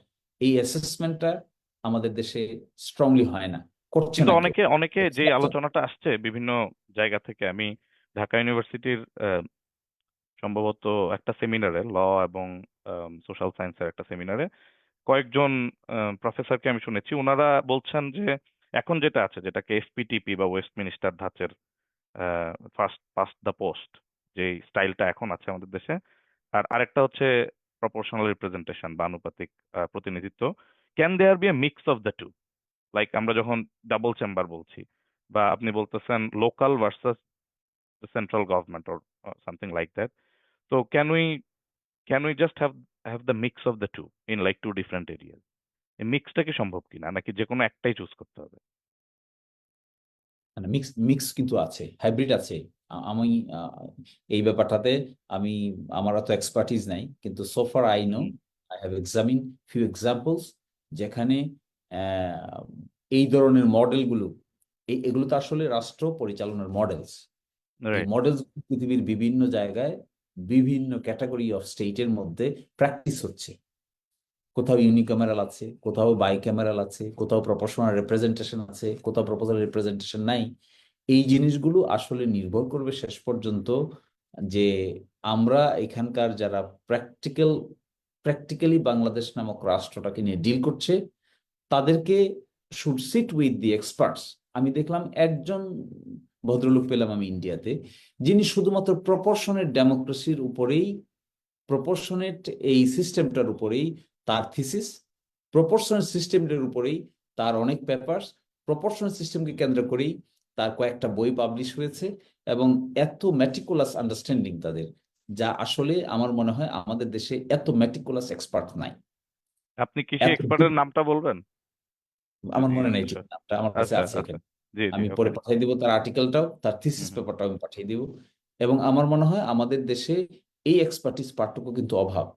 এত স্পেশালাইজড সাব ক্যাটাগরিতে, এত সাব মানে টপিকে স্পেশালাইজড মানুষ আমাদের দেশে নাই। আমরা ইলেকশন কেন্দ্রিক কোনো আলোচনা হলেই প্রফেসর তুফাইল আহমেদকে ডাকি। উনি electoral system, electoral mechanism, electoral process, তারপরে বাংলাদেশে গভর্নমেন্টের ফর্মস, লোকাল গভর্নমেন্ট, এর উপরে ওনার বেশ এক্সপার্টিজ আছে। He can deliver lectures, he can deliver his opinion. কিন্তু আমাদের দেশে এটা স্টিল ফ্লুইড। অনেক আলাপ আলোচনার প্রয়োজন, অনেক উন্মুক্ত আলাপ আলোচনার প্রয়োজন, বিদেশে প্রয়োজন। এই ব্যাপারে যারা বিদেশে এক্সপার্টিজ আছে পলিটিক্যাল সায়েন্সে এবং আরো সাবজেক্টগুলোতে, they should organise seminar, symposium to right. Crystallise the ideas. জি, এটা আমার মনে হয় সুন্দর প্রস্তাবনা। আমরা একটা কথা বারবার শুনছি যে প্রধানমন্ত্রীর 2 টার্মের বেশি ক্ষমতায় না থাকা, এবং যাতে ভবিষ্যৎ কোনো প্রধানমন্ত্রী বা যদি রাষ্ট্রপতি শাসিত সিস্টেম হয় ভবিষ্যতে, যে এক ব্যক্তির হাতে যেন অবাধ ক্ষমতা না যায়, মানে তিনি যেন অটোক্র্যাট হওয়া থেকে তাকে সিস্টেম যেন বিরত রাখতে পারে। তো এই ব্যাপারটা খুবই গুরুত্বপূর্ণ, এবং আমার মনে হয় পলিটিক্যাল কনসেনসাসও এই ব্যাপারটাতে আছে। কিন্তু সেইটার রূপরেখা কেমন হতে পারে যে আমরা 2 টার্মের ব্যাপারে, যে it has to be limited to 2 terms, যেটা ওয়েস্টার্ন বিভিন্ন দেশে আছে আমরা জানি। তো এইটাতে কি politically already have we reach the consensus যে প্রধানমন্ত্রী বা ইলেক্টেড যিনি রাষ্ট্রপ্রধান থাকবেন, 2 টার্মের বেশি তিনি not in the office? I hope so. ইতোমধ্যে ইতোমধ্যে এক ধরনের কনসেনসাস হয়ে গেছে যে 2 টার্মের বেশি, কনজিকিউটিভ 2 টার্মের বেশি কেউ প্রাইম মিনিস্টার হতে পারবে না। এই ব্যাপারে এক ধরনের পলিটিক্যাল পার্টিস গুলোর মধ্যে কনসেনসাসই দেখা যায়। আর ওকে। সেকেন্ড প্রশ্ন হলো, এই ব্যালেন্সটা মেনটেন করার জন্য কনস্টিটিউশন কর্তৃক গিভেন যে পাওয়ার আছে, আমাদের তো parliament Westminster type of democracy, so far we are practising. জি। সেখানে prime minister is the head of the government. আর যিনি প্রেসিডেন্ট থাকেন, হিজ এ টিটুলার হেড। দুইটা কাজ ছাড়া তার কোনো কাজ নাই, একটা হলো টু অ্যাপয়েন্ট প্রাইম মিনিস্টার, আর হলো to appoint chief justice. Other যত কাজ আছে তিনি কিছুই করতে পারেন না without the advice of the prime minister. এবং advice of the prime minister is such a powerful word যে উনি আসলে রাষ্ট্রপতি ইন আদার ওয়ে রাউন্ড অনেকটা ক্যাপটিভ অবস্থায় থাকেন। উনি একটা টিটুলার হেড, ওনাকে রাষ্ট্রের হেড বানানো হয়েছে কিন্তু পাওয়ার নেই। হুম হুম। কিন্তু উনি সকল কিছুই ব্যবহার করেন, সকল কিছু হয় in in the name of the president, but actually he did not possess any power.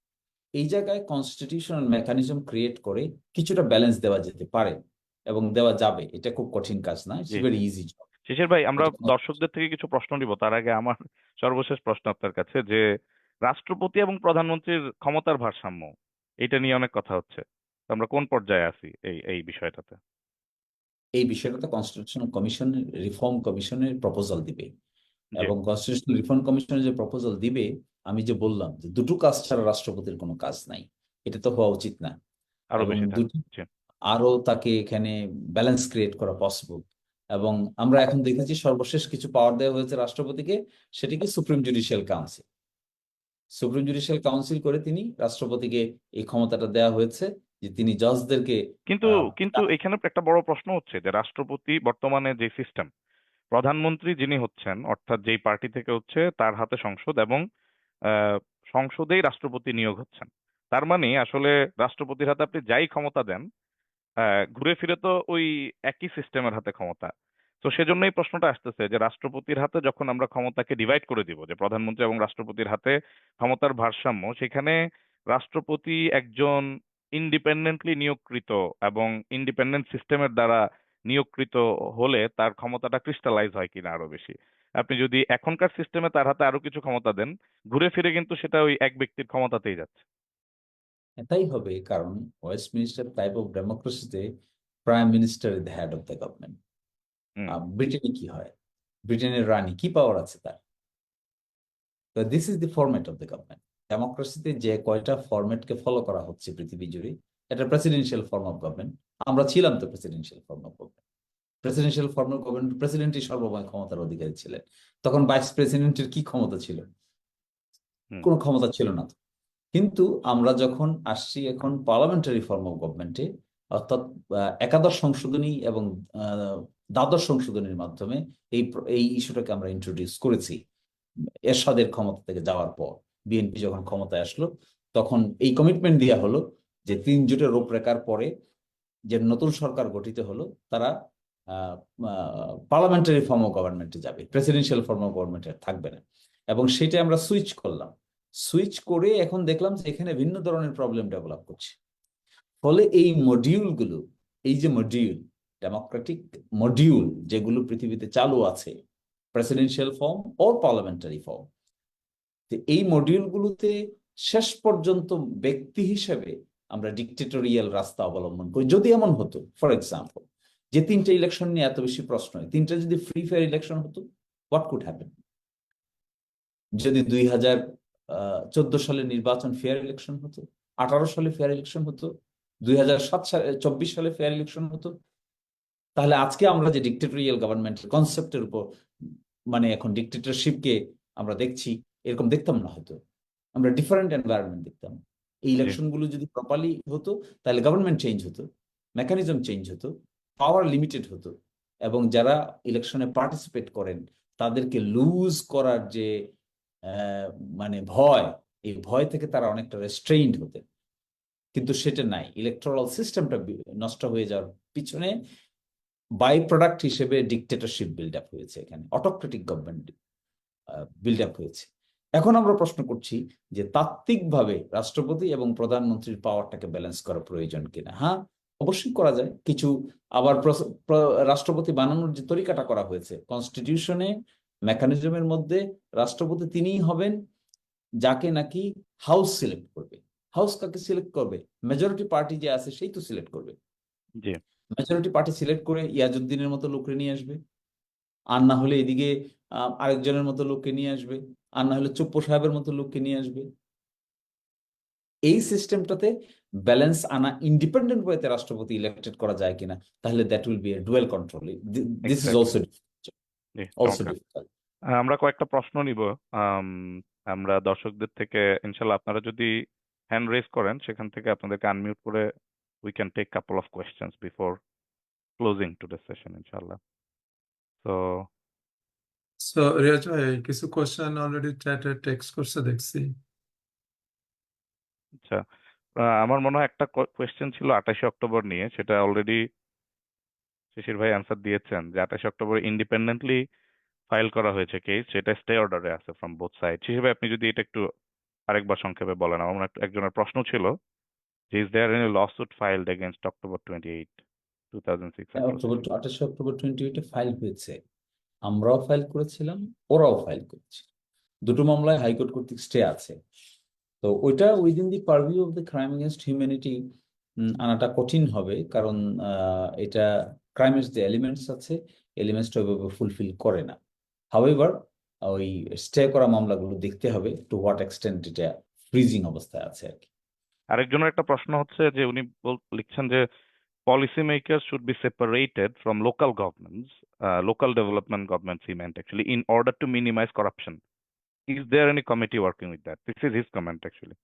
So, do you have any comment on that comment?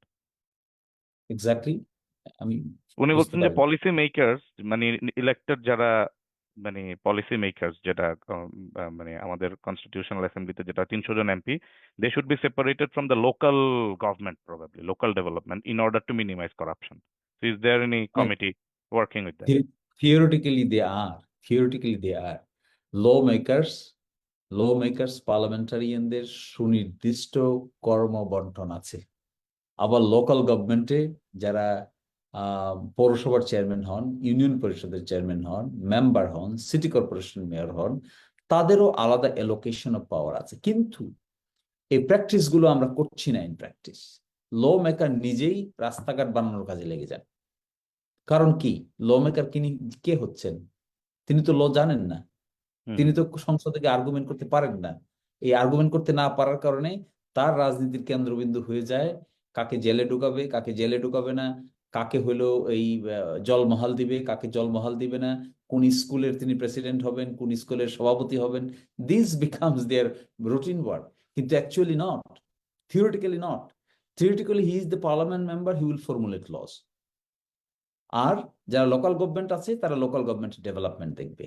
এখন আমাদের এমপি সাহেবও রাস্তা উন্নয়নের কাজে ইজ ভেরি বিজি।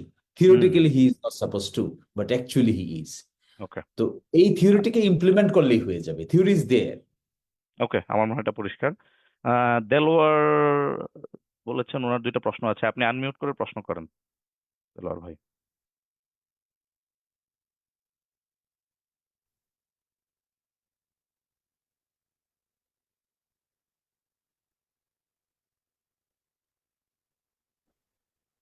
জি আচ্ছা আসসালামু জি জি, আলাইকুম। একটু কুইকলি কোয়েশ্চেন করুন। জি জি জি আমার আসলে একটা কোশ্চেন অলরেডি অ্যান্সার করা হয়েছে, আমি কমিটে পাঠিয়েছিলাম। আমার সেকেন্ড কোশ্চেনটা হচ্ছে money politics in the election, which is very important. বিভিন্ন দেশে আমরা দেখতে পাই এটা ইলেকশনের ক্ষেত্রে যে ইয়েটা হয়। আমেরিকা তো আমরা দেখি ডোনেশনের মাধ্যমে পলিসিমেকারকে কন্ট্রোল করে, কিন্তু বাংলাদেশে দেখা যাচ্ছে এক এক ক্যান্ডিডেট ইলেকশনের সময় হিউজ টাকা খরচ করে এবং ইলেকশনের পরে তার করাপশনের মাধ্যমে টাকাটা উঠিয়ে নেওয়ার চেষ্টা করে। তো এই ইলেকশনের সময় মানি পলিটিক্সে যদিও আমাদের দেশে কিছু ল আছে, কিন্তু এটা কোনো ইমপ্লিমেন্টেশন নাই। এটাকে কিভাবে রিফর্ম করে এই মানি পলিটিক্স কন্ট্রোল করা যায় সে ব্যাপারে প্রশ্ন বড় পরিষ্কার। জি ধন্যবাদ শিশির ভাই। বাংলাদেশে রাজনীতি রুটি রোজগারের একটা মাধ্যম। This is the reality. আমাদের দেশে politics is also profession. Eventually it has been. এই পলিটিক্যালটা প্রফেশনে রূপান্তরিত হয়েছে। বহু মানুষের অন্ন বস্ত্র বাসস্থানের মাধ্যম হলো রাজনীতি। কারণ কি, এখানে society, social structure, social development, social engagement, job facilities, education, এটা একটা কম্প্রিহেন্সিভ ওয়েতে দেখতে হবে। ফলে যিনি এখন ইনভেস্ট করছেন 5 কোটি টাকা, তিনি তখন উঠাতে চাইবেন 20 কোটি টাকা। কারণ it is some sort of investment. ক্ষমতার অপব্যবহার যদি কমানো যায়, তাহলে ইনভেস্ট করার লোকের উৎসাহ কমে যাবে। কারণ এগুলো করে আমার এক্সপেরিয়েন্স ইদানিংকালে যা দেখছি, এগুলো ম্যাক্সিমাম লোক এগুলোর সঙ্গে ইনভলভ থাকে যখনই ক্ষমতার পালাবদল হয়ে যায়। যেমন ধরুন ফর এক্সাম্পল, এবার কি হয়েছে, সিএনজি স্ট্যান্ড দখল হয়েছে, বাস স্ট্যান্ড দখল হয়েছে, জলমহল দখল হয়েছে, ইজারা ঘাটগুলো দখল হয়েছে। তাতে কি হচ্ছে, টাকা আয় হচ্ছে। তো যারা দখল করছেন তারা আবার তাদের সাবঅর্ডিনেট চেইন লিডার আছে, এখানে রুট লেভেলের লিডার আছে, তার আবার ঊর্ধ্বতন জন আছে, ঊর্ধ্বতন জনের আবার ঊর্ধ্বতন জন আছে। যেমন একটা কমন স্ট্রাকচারের মতো, পুলিশ অফিসারদের মতো আর কি। একজন কনস্টেবল আছে, এসআই আছে, থানার ওসি আছে, তার থেকে এসপি সাহেব আছেন, এএসপি সাহেব আছেন, এসপি সাহেব আছেন, আরো ঊর্ধ্বতন কর্মকর্তা আছেন। কারণ কি, এই পলিটিক্যাল পাওয়ারটা এক্সারসাইজ করতে গিয়ে, করাইতে গিয়ে, finance becomes and most important issue. এবং জি জি তাদেরকে পালতে হয়। অস্বাভাবিক না, কিন্তু আপনি গ্রামে গেলে দেখতে পাবেন ওই রুট লেভেলের লোকটাকে কিন্তু পালতে হয়, তার ওপরের লোকটাকে পালতে গিয়ে তার পিছনে তাকে ইনভেস্ট করতে হয়। তার মাধ্যমে আবার সে ইনকামও করতে হয়, ইনকাম করে তাকে কিছু দিতে হয়, বাকিটা নিজেকে নিতে হয়। তার এই মানে যে আমাদের স্ট্রাকচারটাই দুর্নীতিকে প্রমোট করছে। স্ট্রাকচারটাই করছে। এখন যদি ক্ষমতার অপব্যবহার কমানো যায়, তাহলে মানি মেকিং যে প্রসেস আছে, আরো আশ্চর্য এই দেশের জনগণ। আপনি গিয়ে দেখবেন এখন গ্রামে গঞ্জে বিচার করে কারা, গ্রামে গঞ্জে বিচার করে গিয়ে দেখবেন যে পার্টি ক্ষমতায় আছে সেই পার্টির নেতারা। সালিশ, গ্রাম্য সালিশ। গ্রাম্য সালিশ, ওই গ্রাম্য সালিশের সঙ্গে ফাইন্যান্স ইনভলভ, পক্ষে বিপক্ষে ইনভলভ, মারামারি ইনভলভ, দখল বেদখল ইনভলভ। এই যে reality of the society, These are to be understood very deeply and carefully and to come up with the solution. এটা লং টার্ম সলিউশন ছাড়া জি জি, শর্ট আমার মনে টার্মে হয় এটা আরেকদিনের আলোচনা হবে। আমাদের এখানে একটা প্রশ্ন ছিল যে বিডিআর ম্যাসাকার নিয়ে গভর্নমেন্ট কি করছে বা কিছু করছে কিনা, রিইনভেস্টিগেট। বিডিআর মেকানিজমে কিন্তু বিচার হয়ে গেছে, নিম্ন আদালতে হয়েছে, হাইকোর্টে হয়েছে, সুপ্রিম কোর্টে আপিল পেন্ডিং আছে। এই ক্ষেত্রে it's very difficult. Government is trying two reopen the investigation for further investigation. Investigation যে চ্যাপ্টার আছে এটা ক্লোজ হয়ে যাওয়ার পরে government is trying two reopen. না, কিন্তু কিন্তু আগের there are some ইনভেস্টিগেশন নিয়ে তো re- প্রশ্ন আছে অনেক জনমনে। হ্যাঁ, government is in difficulty how to reopen it, কারণ বিচার শেষ, হাইকোর্ট শেষ, এখন সুপ্রিম কোর্টে পেন্ডিং। এখন সুপ্রিম কোর্ট যদি একটা ফাইন্ডিংস দিয়ে ফর ফার্দার ইনভেস্টিগেশনে পাঠায়, then government will have an window to reconsider collect evidences already disappeared. এই এভিডেন্সেস গুলো তাদেরকে সংগ্রহ করতে হবে, অতীতের ইনভেস্টিগেশন, ইন্টারনাল ইনভেস্টিগেশন রিপোর্ট গুলো নিতে হবে, আরো যাদেরকে সাসপেক্ট করা হচ্ছে সেখান থেকে রিয়েল এভিডেন্সেস যেগুলো তারা এখন বলছেন, বিভিন্ন জন জানেন, বিভিন্ন আর্মি অফিসার জানেন, তখন যারা তদন্ত করতে গিয়েও বাধাগ্রস্ত হয়েছিলেন, এগুলো তখন will be the part of the further investigation. ফলে it needs judicial pronouncement for further investigation. Perhaps government is trying to open up the window. Okay, আমরা খুব সংক্ষেপে কোশ্চেন করবেন। মোহাম্মদ সালাম ভাই আপনি হাত তুলেছেন, তার আগে মাহমুদুল হোসেন ভাই হাত তুলেছেন। মাহমুদুল হোসেন ভাই আপনি আনমিউট করে প্রশ্ন করেন। আমরা ছোট ছোট করে কোশ্চেন করব, ছোট ছোট করে অ্যান্সার নিব। আমাদের within next 5 minutes we want to finish. আসসালামু আলাইকুম রহমতুল্লাহ। জি জি, ওয়ালাইকুম সালাম। আমার কোশ্চেনটা ছিল যে আমরা যে নতুন সংবিধান লিখবো বলতেছি, সেক্ষেত্রে যে কনসাসনেস যদি না থাকে, স্পেশালি বিএনপি বেসিক্যালি পিআরএ যেতে চাচ্ছেই না, সেক্ষেত্রে যদি আমরা সিলেকশন করার টাফ, বেসিক্যালি কারা সংবিধানকে অ্যাপ্রুভ করবে। হাইপোথেটিক্যালি ধরে নিলাম যে rest of party and then interim government একজনকে সিলেক্ট করে একটা সংবিধান অ্যাপ্রুভ করলো, সেই সংবিধানের আলোকে একটা ইলেকশন হলো। ইলেকশনের পরে কি এই সংবিধানটাকে কি আবার রিঅ্যাপ্রুভের দরকার আছে কিনা আসলে? জি শিশির ভাই। It is a political settlement. Basically, constitution is nothing but a political settlement. It's a political document. Constitution is a political document. এই পলিটিক্যাল ডকুমেন্টটা যদি আমরা ম্যাচিউরিটির পরিচয় দিতে না পারি, the nation will suffer repeatedly, as we have been suffering.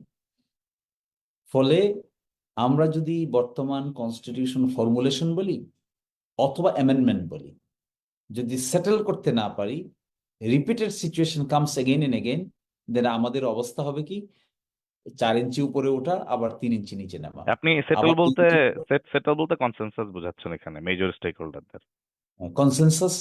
Consensus যাদের মধ্যে, major stake হোল্ডারদের মধ্যে হতেই হবে।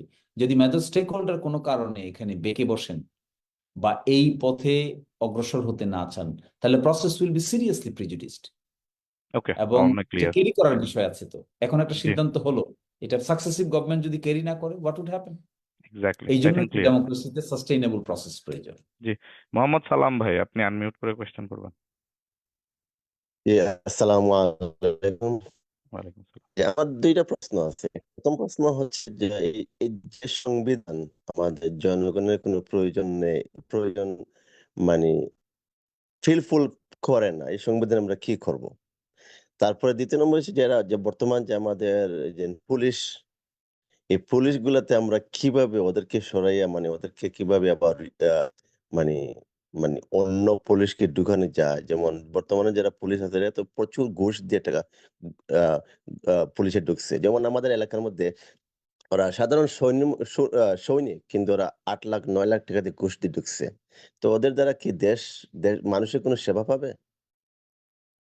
আমার মনে হয় সেকেন্ড প্রশ্নটার উত্তর দেন শিশির ভাই, কারণ প্রথমটা অলরেডি আপনি বলেছেন পলিটিক্যাল। পুলিশ রিক্রুটমেন্ট এই গভর্নমেন্টও স্টার্ট করেছে, তারা এসআই পর্যায়ে লোক নিচ্ছে, কনস্টেবল পর্যায়ে লোক নিচ্ছে।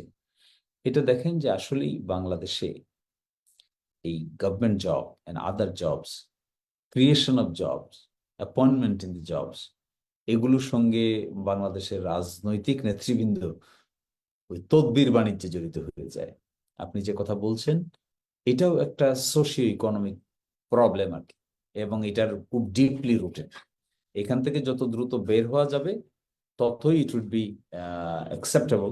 কিন্তু সোফার রাজনৈতিক সরকারের আমলে যে অ্যাপয়েন্টমেন্ট হয়, আবার সেই রাজনৈতিক নেতৃবৃন্দের এটা ইনকামের একটা সোর্স। এই ইনকামের সোর্সের মাধ্যমে যারা পার্টিসিপেট করেন, এবং অবাক হয়ে যাবেন, এবার যে পুলিশ অফিসার নিচ্ছে আমাদের কাছে অনেক তদবির আসে, টাকা দিবে, পিপল ভলান্টারিলি তদবির করে যে 10 লাখ টাকা লাগুক, 20 লাখ টাকা লাগুক, একটা চাকরি দিবেন, টাকা money is not a matter, people is offering, people R offering. Interesting, কারণ তাদের মনের মধ্যেই প্রশ্ন জাগছে যে একটা মাত্র জব, 10 জন হলো ক্যান্ডিডেট, কাকে চুজ করা হবে? এখানে টাকা যাকে দেওয়া হবে তাকেই চুজ করা হবে। তা আপনি রাইটলি বলছেন, এই প্রক্রিয়ার মধ্য দিয়ে যারা অ্যাপয়েন্টেড হয় তাদের দ্বারা ইট ইজ ভেরি ডিফিকাল্ট। এই জন্যই তো এখানে সংস্কারটা অন্যান্য জায়গার তুলনায় খুবই চ্যালেঞ্জিং। তার মানে খুবই আমরা চ্যালেঞ্জিং। থিওরিটিক্যাল সংস্কার যা বলতেছি, তার থেকে আসলে major challenge is like elimination or reduction of corruption, mainly the challenge of our country আসলে তো এটা, এই বিষয়টার সঙ্গে সোশিও ইকোনমিক স্ট্রাকচার জড়িত, and the culture as well. Culture as well. For example, আমি বলছি অ্যান্টি কারাপশন কমিশনের একজন কমিশনার, অ্যান্টি কারাপশন কমিশনারের বেতন কত? তা দিয়ে কি তার লাইফ চলে? Can he lead his life? It's very fundamental question. একজন লোক যদি অনেস্ট থাকতে চায়, এই টাকা দিয়ে তার পক্ষে চলা সম্ভব না ঢাকা শহরে, কিন্তু চুরি কিন্তু করা। একটা প্রশ্ন, আপনার যে গভর্নমেন্ট, বিগত যে সরকার ছিল ফ্যাসিস্ট রেজিমে, গভর্নমেন্ট স্কেল যখন চেঞ্জ করা হলো, সরকারি স্কেল, এবং that was like double or triple than before, like in 2013 or 14 I think they made the revision. So with that দেখা গেছে যে আমাদের বিসিএস এর যে চাহিদা সামাজিকভাবে অনেক বেড়ে গেছে এবং ইত্যাদি ইত্যাদি। তো এরপর আপনি বলতেছেন that revised salary scale was not enough, right, for reduction of not at corruption. All, not at all. একজন ডিস্ট্রিক্ট কোর্ট জাজের স্যালারি কত? 50,000 টাকা, 60,000 টাকা। Is it possible to run the life of 60,000 টাকা? না, it's because of the inflation and other thing. I think এটা একটা debate হবে যে because Whatever because it of the is, is it a standard? একটা ডিস্ট্রিক্ট জজের একটা গাড়ি নেই, সে গাড়ি দ্বারা চলতে পারে না। এই ডিস্ট্রিক্ট জজের একজন সাপোর্ট নাই, এই ডিস্ট্রিক্ট জজের একজন স্টেনোগ্রাফার নাই, তাকেই টাইপ করতে হয়, তাকেই হাতে লিখতে হয়, তাকেই করতে হয়, ডাউন টু ডাস্ক তাকে পরিশ্রম করতে হয়। তার at the end of the day 70,000 টাকা তার স্যালারি। 70,000 টাকা আপনাদের দেশে $500, $600। It's very difficult. আমার মনে হয় ক্লিয়ার। আমরা আর বেশি কোয়েশ্চেন নিতে পারবো না আসলে। লেট মি জাস্ট আস্ক, মানে গিভ টু মোর চান্সেস। মুরাদ আহমেদ ভাই, আপনি কোয়েশ্চেন করেন, এবং এরপর আমরা ফাওয়াজ উদ্দিন আপনার কোয়েশ্চেন নিব, আপনি আনমিউট করার প্রস্তুতি রাখেন। জি, মুরাদ আহমেদ। আসসালামু আলাইকুম ওয়া রাহমাতুল্লাহি ওয়া বারাকাতুহু। ওয়ালাইকুম আসসালাম। ভাই, আমার প্রশ্নটা হচ্ছে, আমি যেটা মনে করি আপনার ইসলামিক রাজনীতিকে আমাদের দেশে প্রমোট করতে হবে, ইসলামিক আদর্শকে প্রমোট করতে হবে। আপনার কোয়েশ্চেনটা করবেন প্লিজ, জি জি কমেন্টটা। জি জি, তো এজন্য আপনার যারা অসৎ রাজনীতিতে যুক্ত আছে ওদেরকে ব্যান করার জন্য, ওরকম পলিটিক্যাল রাজনীতিকে ব্যান করার জন্য বর্তমান সরকারের কি কোনো পদক্ষেপ আছে? নাম্বার 1। নাম্বার 2 কোয়েশ্চন হচ্ছে, যারা আপনার সরকারের যে 3টি বিভাগ আছে, আইন বিভাগ, শাসন বিভাগ এবং বিচার বিভাগ, এই 3টি গুরুত্বপূর্ণ বিভাগ যাতে স্বতন্ত্র এবং স্বাধীনভাবে দুর্নীতি মুক্ত থেকে দেশকে একটা সুন্দর রাষ্ট্র পরিচালনা করার জন্য কি একটি স্বাধীন কমিশন গঠন করা যায়, যারা যে সরকার বা যেই হোক যারা দুর্নীতি করবে তাদের উপযুক্ত আওতায় এনে ওই আমার মনে হয় সরকারকে বা প্রশ্ন ক্লিয়ার। ওই ব্যক্তিকে যে বরখাস্ত করা হবে, এবং দেশে যাতে আগের অবস্থায় যাতে আর না যায়। আমরা দেখছি আপনার আগের অবস্থা কি ছিল, এই দেশের স্বাধীনতার পর থেকে এখন পর্যন্ত কখনো আপনার এই দেশটা দেশটা যাতে সুন্দরভাবে চলে, আমরা যাতে পূর্বাবস্থা যাতে না যাই, সেজন্য বাংলাদেশ যাতে আরো সুন্দর হয় এবং জি, জি। মুরাদ ভাই, বাস্তব। জি জি, ধন্যবাদ আসসালামু আলাইকুম। ধন্যবাদ। আমার মনে হয় আপনার প্রশ্নটা ক্লিয়ার। আসলে আমাদের দেশে তো স্বাধীন দুর্নীতি দমন কমিশন আছে, যেটা বারবার শিশির ভাই বলতেছেন যে it's not functioning because there are socio economic and cultural reasons. System is there. Shishir ভাই, আপনি আরেকটু এলাবোরেট করতে পারেন এই হ্যাঁ, ওনার আমি প্রশ্ন। এলাবোরেট করছি যে ban is not the solution. কোনো জি। কিছুকে ব্যান করে আপনি বেশিক্ষণ সলভ করতে পারবেন না। সলিউশন গুলো অনেক লং টার্ম, কন্টিনিউয়াস। এটার সঙ্গে এডুকেশন জড়িত, মাইন্ডসেট অফ দ্য সিটিজেন জড়িত, সোশিও ইকোনমিক এবিলিটি জড়িত, কালচারাল বিষয় জড়িত। ফলে বাংলাদেশের যে ডেভেলপমেন্টের কথা আমরা বলি, এই ডেভেলপমেন্টটা আসলে ডিপলি রুটেড। এই ডিপ যে বিষয়টাকে আন্ডারস্ট্যান্ড করে যে সংস্কার প্রক্রিয়া নেওয়া হবে, এটা তার সঙ্গে ম্যাচ করে নিতে হবে। মিসম্যাচ কোনো সংস্কার কন্টিনিউ হবে না, দীর্ঘমেয়াদী হবে না। আর সেকেন্ড হলো 3টি বিভাগ আলাদা করে, 3টি বিভাগ তো আলাদাই আছে, থিওরিটিক্যাল তো আলাদাই আছে। এটা থিওরিটিক্যালি তো একটার সঙ্গে একটা মিক্স আপ নাই, কিন্তু ফ্যাক্ট ইজ কাজ করে নাই, করছে না কাজ। So it is time to practise. জি জি, ফাওয়াজউদ্দিন ভাই, সর্বশেষ কোয়েশ্চেন। আমি দুঃখিত, আর কোনো প্রশ্ন নেওয়া যাবে না, আমরা অলরেডি ওভার টাইম। তো সালাম আলাইকুম। জি, শিশির মোহাম্মদ মনির ভাই, আপনার কাছে কোশ্চেনটা হচ্ছে, বাংলাদেশের এর আগে যত সংবিধানই হয়েছে সবগুলা সংবিধানেই কেন জানি ইসলামী চর্চা, ইসলামী মূল্যবোধের মানুষগুলা একটু কোণঠাসা থাকে, বা ইসলামের যারা ইসলাম নিয়ে কাজ করে এরা কখনোই ফ্রিডমলি কাজ করতে পারে না। আহ এখন আমার কোশ্চেন হচ্ছে, এই সরকারের আমলে এখন যে সংবিধানটা রচিত হচ্ছে বা রেডি করা হচ্ছে, এই সময় যারা ইসলাম নিয়ে কাজ করে, ইসলামকে ভালোবাসে, ইসলামকে জীবনের উদ্দেশ্য চিন্তা করে, তারা ইসলামকে যত বেশি পরিমাণ রাষ্ট্রীয়ভাবে বা সাংবিধানিকভাবে প্রমোট করবে, এটা নিয়ে আপনাদের কোনো ফোরাম আছে কিনা, বা আপনাদের কোনো গ্রুপ রেডি কিনা, যে নতুন সংবিধানে কোনো কারণে ইসলামকে যদি কোনো কারণে হেয় করে বা ইসলামিক কার্যক্রম গুলাকে প্রপারলি কাজ করতে না দেয়, তখন আপনারা একটা স্ট্রংলি কোনো প্রোটেকশন নিচ্ছেন কিনা, যে আমরা ইসলামকে প্রমোট করব বা আমরা ইসলামের অধিকার গুলাকে রক্ষা করব? এই ব্যাপারে আপনার মন্তব্য জানতে চাচ্ছিলাম। জি, শেষ হ্যাঁ, প্রশ্ন। জি বাংলাদেশের কনস্টিটিউশন তো বাই এন্ড লার্জ ইসলামিকই। Islam is the state religion. স্টেটের কোনো রিলিজিয়ন থাকে না, বাট ইন বাংলাদেশ এরশাদ সাহেব introduced this provision because of popular move. So in Bangladesh, law by and large are not un-Islamic. The spirit of the constitution are also not un-Islamic. এখানে সবচেয়ে বড় অসুবিধা হয়ে গেছে, ইন প্র্যাকটিসে আমরা কন্টিনিউয়াস প্র্যাকটিস করতে পারি না, লিমিটেড পাওয়ার যে কনসেপ্ট আছে এটাকে এক্সারসাইজ করতে পারি না। আমরা অটোক্রেটিক হয়ে উঠি, যা চাই ক্ষমতা তার বেশি এক্সারসাইজ করতে চাই, যা পাই তার চেয়ে বেশি এক্সারসাইজ করতে চাই। এটা যদি হয় তাহলে ইররেসপেক্টিভ ইসলামিক নন ইসলামিক সবাই বেনিফিটেড হবে। জি, আমার মনে হয় ধন্যবাদ। আরো চ্যাটে অনেকগুলো মন্তব্য আসছে, পার্লামেন্টারিয়ানদের শিক্ষাগত যোগ্যতা রিফর্মের কোনো চিন্তা আছে কিনা একজন প্রশ্ন করেছেন। আরেকজন একটা কমেন্ট লিখেছেন যে ফ্রান্সের প্রধানমন্ত্রী প্রেসিডেন্ট দুইজনই আলাদাভাবে নির্বাচিত হন, পাওয়ার আলাদা, জেনারেলি প্রেসিডেন্ট মিলিটারি আর ফরেন অ্যাফেয়ার্স দেখেন, প্রাইম মিনিস্টার লোকাল অ্যাফেয়ার্স দেখেন। বসনিয়া উনি আরেকটা উদাহরণ দিয়েছেন যে 3 গ্রুপের 3জন প্রেসিডেন্ট নির্বাচিত হন, তারা নির্দিষ্ট টাইম পর পর চেঞ্জ হন। তা আমার মনে হয় এগুলো অলরেডি শিশির ভাই উত্তর দিয়েছেন যে দ্য কমিশন ক্যান প্রপোজ, এবং ডিবেট এবং ডিসকাশন হ্যাজ টু কন্টিনিউ। আর পার্লামেন্টারিয়ানদের শিক্ষাগত যোগ্যতা রিফর্মের কোনো আলাপ হচ্ছে কিনা শিশির ভাই, এটা আমার মনে হয় এটাই লাস্ট কোয়েশ্চেন। হচ্ছে হচ্ছে আমি যতটুকু দেখলাম কমিশনের কর্মকাণ্ডে, they are trying to propose meticulously various issues, কিন্তু শেষ পর্যন্ত এই প্রপোজালগুলোকে আমরা অ্যাকসেপ্ট করে প্র্যাকটিসে আনতে পারবো কিনা, this is a big challenge. Okay, অসংখ্য ধন্যবাদ শিশির ভাই, আমাদেরকে আপনি 1 ঘন্টা 20 মিনিট ধরে আছেন আমাদের সাথে প্রোগ্রামে, এবং দর্শকদেরকেও ধন্যবাদ যারা জয়েন করেছেন। আমরা human rights development for Bangladesh, HRDB, যেটা আন্তর্জাতিকভাবে বিশেষ করে বাংলাদেশের মানবাধিকার নিয়ে কাজ করে এবং আমাদের রেগুলার প্রোগ্রাম হয়, আপনাদেরকে ভবিষ্যতেও আমাদের প্রোগ্রামগুলোতে জয়েন করার উদাত্ত আহ্বান এবং রিকোয়েস্ট রেখে আজকের আলোচনা এবং আজকের যে প্রশ্ন উত্তর শিশির ভাই সাথে আমাদের ছিল, অত্যন্ত প্রাণবন্ত আলোচনা হয়েছে, এটা আমরা শেষ করছি এখানে। আমরা অ্যাগেইন শিশির ভাইকে এবং আমাদের দর্শক শ্রোতা সবাইকে ধন্যবাদ জানাচ্ছি। আসসালামু আলাইকুম।